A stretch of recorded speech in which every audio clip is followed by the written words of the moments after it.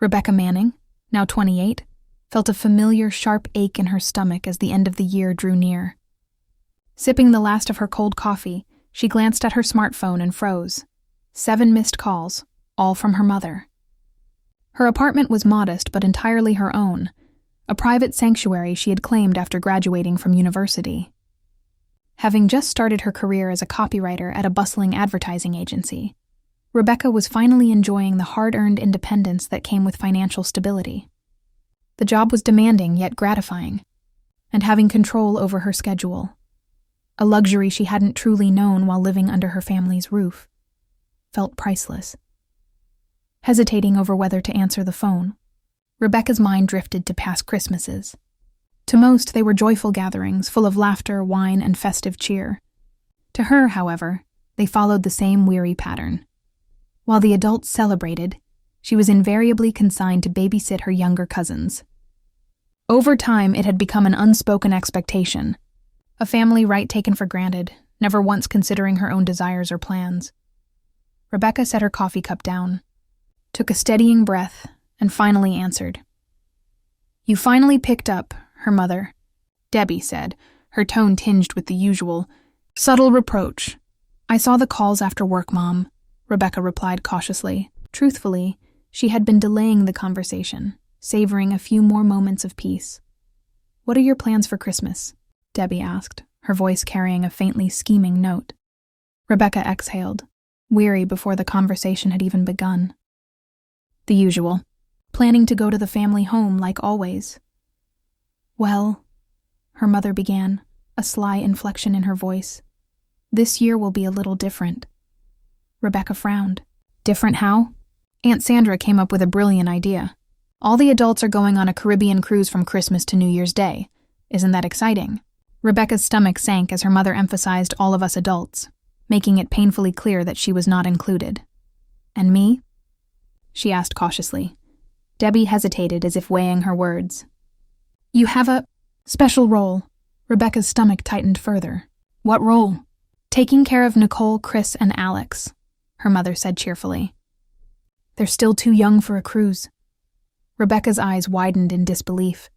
"Wait, so you want me to babysit an 11-year-old, an 8-year-old, and a 4-year-old for an entire week, while everyone else lounges in the Caribbean sipping cocktails?" "Don't put it like that," Debbie said lightly.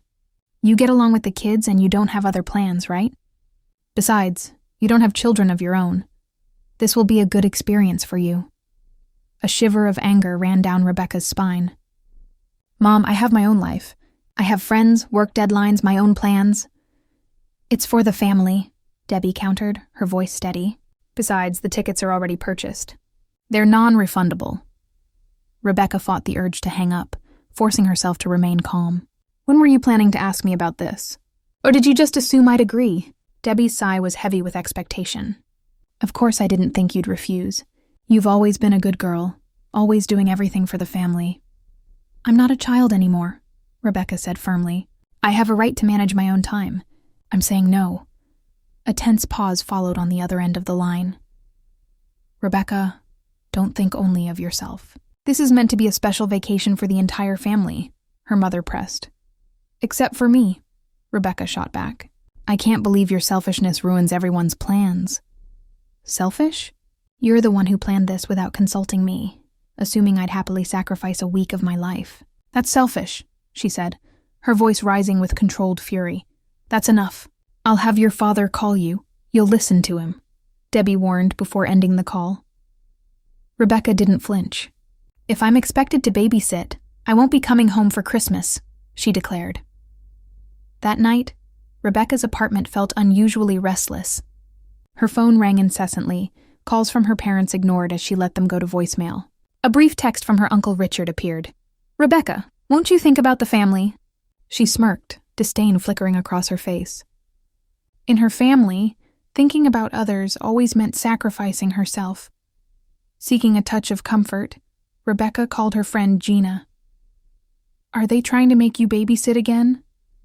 Gina asked instantly, familiar with Rebecca's history. This time it's different. "I said no," Rebecca replied, a note of triumph in her voice. "Good for you. You've always been too accommodating. You have the right to your own time. Gina affirmed. But I bet they haven't given up yet. Rebecca sighed. My dad keeps calling. Don't answer. Your answer won't change. They're just trying to manipulate you, Gina advised. Thank you. I'm not wrong, am I? Absolutely not. You're an adult. Your decisions deserve respect, Gina said firmly. Feeling bolstered, Rebecca boldly answered a call from her father. Dad, my answer hasn't changed, she stated, calm and direct. We just want you to show some compassion for the family, he replied gently. Rebecca's voice hardened. Lacking compassion? You don't respect my time or plans. Fine. This year let's spend it apart. But I'll come for Christmas morning. The kids really want to see me. Her father's proposal sounded reasonable enough, and Rebecca allowed herself a small sigh of relief. All right, Christmas morning only, but no babysitting, she stipulated. Thank you, he said gratefully. Despite feeling uneasy at how easily her father had acquiesced, Rebecca felt satisfied that her boundaries were clear. In the weeks leading to Christmas, she minimized contact with her family, replying only to occasional texts, relieved that no further babysitting demands surfaced. Still, a nagging suspicion lingered. Late on Christmas Eve, she texted, I'll arrive around 11 tomorrow morning. Merry Christmas. Her mother replied swiftly, Understood. Looking forward to seeing you tomorrow. Rebecca smiled. Her family relationship had always been complicated, but she was ready to reconcile, at least for a brief Christmas visit. While keeping her boundaries intact, the next morning, she woke early, carefully wrapped the presents, and loaded them into her car. Each gift was chosen with thought. Young adult novels for Nicole, a Lego set for Chris, and the stuffed animal Alex had been longing for. As she drove, Christmas music played softly on the radio, and she hummed along. Today will be a good day. A short visit, give out presents, and then back to my own life. Yet when she parked in front of her parents' house, something felt off. No cars from her parents, Aunt Sandra, or Uncle Richard were present. The house lights glowed warmly, but the usual festive buzz was missing. Frowning, she approached the front door. The doorbell rang, and the sound of tiny footsteps preceded the door opening. Nicole, Rebecca exclaimed, and the child ran into her arms. You came! Of course, Rebecca smiled, hugging her tightly.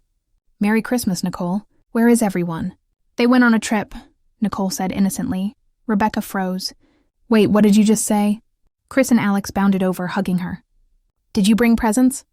Yes, of course, she said, masking her rising anger. Let's put them under the tree first. The house was orderly, decorated with festive care. Breakfast remnants sat on the table, alongside a note. While the children eagerly tore into their gifts, Rebecca picked up the note. To Rebecca. We left on the 9 a.m. flight. Breakfast is prepared. The fridge contains a week's worth of meals with instructions. Emergency contacts are on the fridge. Alex to bed by 7 p.m., Nicole and Chris by 8:30 p.m. Love, Mom. Rebecca's heart sank. Her parents had ignored her refusal, manipulating her into taking responsibility for the children. She took a deep breath. Her anger was meant for them, not the kids. Determined, she called her mother. Rebecca, have you arrived? How are the kids? Debbie cooed. Mom, what were you thinking? I clearly said no. Rebecca's voice trembled with controlled fury. Oh, Rebecca, calm down. We knew you'd come. You're responsible, Debbie said soothingly. I agreed only to Christmas morning, not a week of babysitting. You can't leave now. The kids need you. This is child neglect, Debbie argued. Rebecca's voice turned icy. Do you know what happens if I call the police? A gasp on the other end. You wouldn't. Try me, 1 hour. If you're not back, the next call is to the police. Wait, we're still at the airport. Debbie panicked. Then cancel it and come back. I'm staying here for 1 hour. After that, I take the kids to the police station, Rebecca said firmly, hanging up with her heart racing. Returning to the children, she forced a smile. Hey everyone, your dad and the others will be back soon. Let's have some fun until then. Board games, stories, and cookies passed the time. 45 minutes later, she debated calling the police, but it was unnecessary. 50 minutes in, she spotted the returning cars.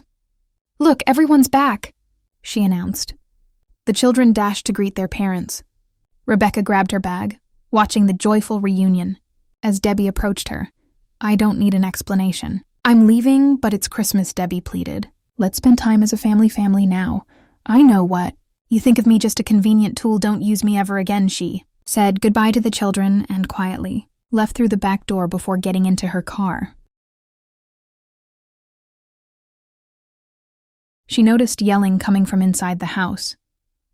It was James, scolding Debbie and Sandra Rebecca.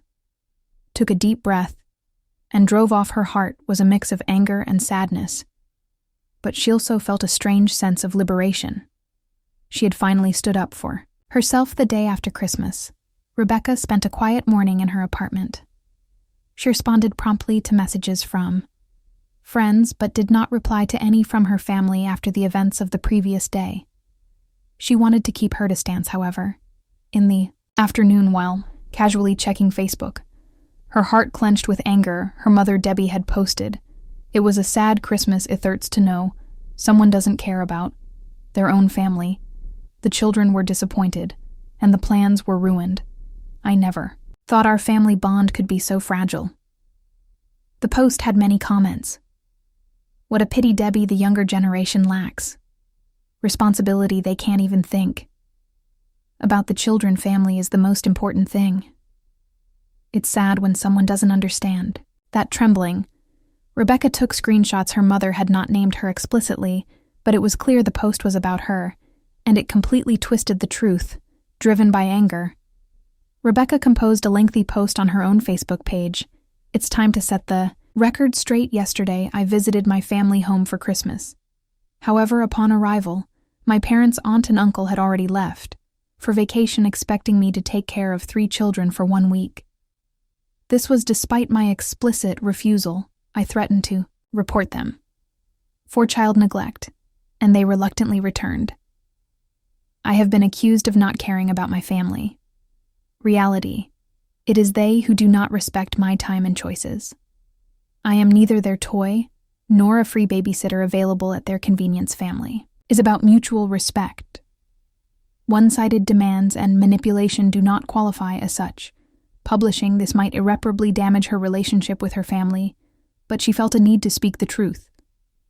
With trembling fingers, she pressed post. Their actions were immediate. First, Gina commented, "You did the right thing." Then messages of support from other friends followed. Surprisingly, responses from her family also began to arrive. The first reply came from her grandfather. "Frank, Rebecca, can you call me? We need to talk." Shortly after, her grandmother, Barbara, commented, "Debbie, James, Sandra, Richard, I am disappointed in you.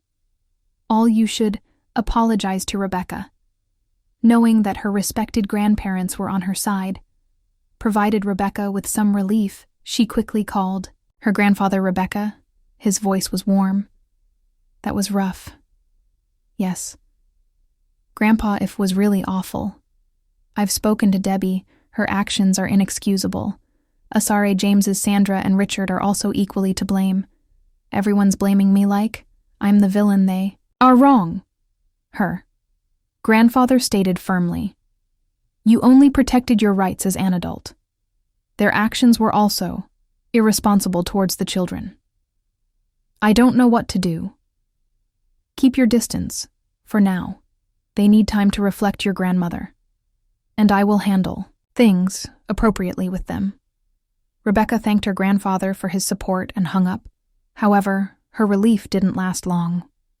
That night, her social media overflowed with criticism from her family. Debbie accused Rebecca of shamelessly aying family issues. In public, James advised Rebecca to grow up. Sandra and Richard blamed her for betraying the family. Then a wave of critical comments from other cousins, aunts, and uncles followed at the same time. Rebecca's post unexpectedly spread further. Not only her Facebook friends, but also their friends shared it, and many people sympathized with her situation. I've had similar experiences. Just because their family doesn't mean you have to continue a disrespectful relationship, and you acted correctly. Among the hundreds of supportive comments she received all night, Rebecca's smartphone kept buzzing with notifications. Eventually, she turned it off and went to sleep the next morning. She was woken up by a call from Gina Rebecca.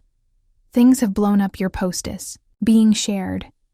Everywhere, some blogs have picked up your story." What Rebecca rubbed the sleep from her eyes and quickly turned on her phone. Notifications flooded in, and she was overwhelmed. Her post had been shared thousands of times, and many people shared their similar experiences.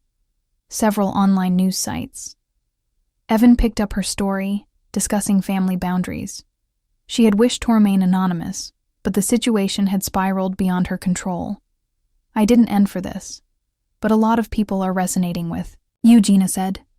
"The experience you shared is something many have silently endured that afternoon." Another shocking development occurred. Her mother Debbie posted a new "I need to clarify the situation. My previous post was emotional.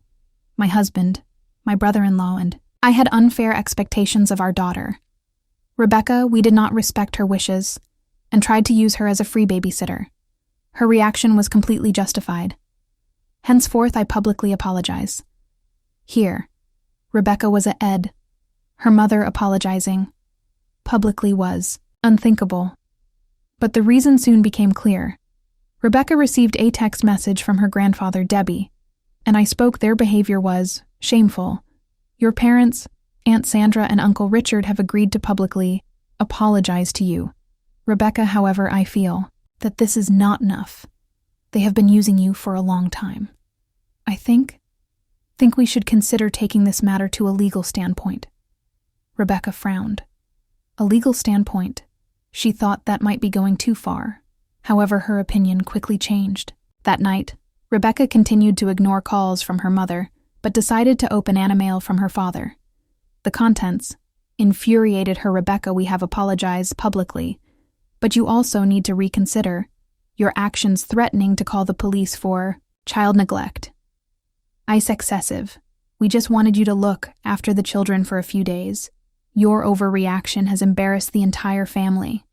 I will no longer allow you to attend family gatherings." Dad, after reading this email, Rebecca's anger reached its peak. They had apologized superficially, but in reality, they continued to blame her and even tried to exclude her from the family. She immediately called her grandfather. "Grandpa, Dad just sent me this email." Her grandfather was visibly angry upon hearing about the email. "This is unacceptable. They haven't learned anything. Rebecca, you should consult with a lawyer." This is harassment encouraged by her grandfather's advice. Rebecca met with a family law attorney the next day. The lawyer listened carefully to her situation and pointed out that the issues were more serious than Rebecca had initially thought. Mizu Manning. "This isn't just a simple family dispute, attorney. Vanessa Gale said the behavior of your parents and aunt and uncle can be considered psychological harassment. Especially the defamation on social media against you could potentially be lealis. Should I really?" Sue, Rebecca asked. "Let's start by sending them a warning letter. We'll notify them that if they continue this harassment, legal action will be taken." Rebecca agreed, and the lawyer sent a formal warning to her parents, Aunt Sandra and Uncle Richard. However, this action further escalated. The situation after receiving the warning letter, Debbie became even more aggressive. She posted on social media that Rebecca was an ungrateful daughter trying to sue her family.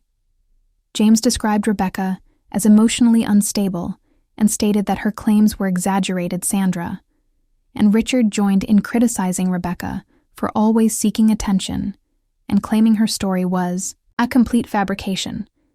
These posts were the last straw for Rebecca. She consulted with her lawyer again and decided to file a lawsuit for defamation and emotional distress. Mizu Manning. "I understand this. Decision isn't easy," Attorney Gale said kindly, "but it's necessary to protect you on the day the lawsuit was filed." Rebecca was overwhelmed with mixed emotions. She loved her family, but their actions were unforgivable. This was not just a one-time event, but a pattern of exploitation and lack of respect that had gone on for years. Her grandparents fully supported Rebecca's decision. They even offered to testify on her behalf.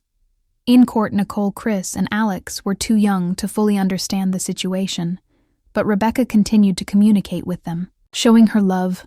The legal proceedings lasted for months. During this time, Rebecca's family relationships completely fractured her parents.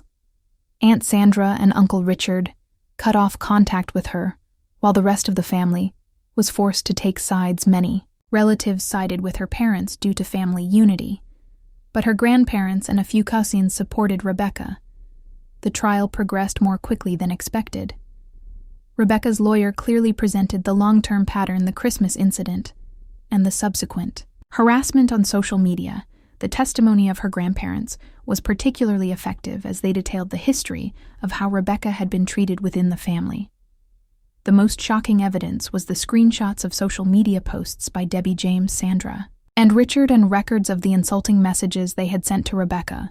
These clearly demonstrated malicious harassment. The judge ultimately recognized Rebecca's claims, issuing a restraining order against her parents and aunt and uncle, and awarded significant damages for defamation and emotional distress. Furthermore, they were ordered to retract their false online statements about Rebecca and post an official apology. The court finds that the actions of Debbie Manning, James Manning, Sandra Miller, and Richard Miller constituted clear harassment of Rebecca Manning and caused severe emotional distress. The judge stated sternly, "Family relationships should be based on mutual respect, and the defendant's actions have violated this fundamental principle." As she left the courtroom, Rebecca felt a complex mix of emotions. She had won her case and successfully defended her boundaries, but she also felt sorrow for possibly losing part of her family. "Forever you did the right thing," her grandfather said as he hugged her. "Time may heal some things, but you always have the right to know your worth and protect your dignity." Several weeks after the verdict, the lives of Rebecca's parents and aunt and uncle changed drastically. The trial was covered by the media, severely damaging their reputation. In the community, James lost the trust of his colleagues and was pushed into early retirement from the company where he had worked for 35 years. Debbie was asked to resign from her position in the PTA and completely lost her standing in the community. She belonged to the couple, became socially isolated, and began living a life far from their previous luxuries. The small store run by Sandra and Richard saw a decline in customers, and they began facing financial difficulties. The poor reputation from social media spilled over into the offline world, and one by one their regular customers left within 6 months. They were forced to close the store. They fell behind on their mortgage and eventually had to move to a cheap apartment in the suburbs. Rebecca maintained a careful relationship with her grandparents and the children, but had no contact with her parents or aunt and uncle. When Nicole turned 18, she left her parents' house and moved in with Rebecca. Chris and Alex gradually began to distance themselves from their parents as well. Their care, it seemed, had been left to outside babysitters since Rebecca left 10 years later. Rebecca had a successful career and was surrounded by her true family, her husband and daughter. She had chosen herself. She had gained her freedom for the first time by breaking away from her biological family. Occasionally, the pain of the past would hit her, but each time she reassured herself that her choices were right. "I've no place in my life for those who treated me like a tool," she told her therapist. "It might sound harsh, but it was necessary to protect myself." The wounds inflicted by her family never fully healed, but Rebecca continued to walk her path with pride. The fate of her parents and her aunt and uncle served as a harsh lesson to those who continuously exploit others.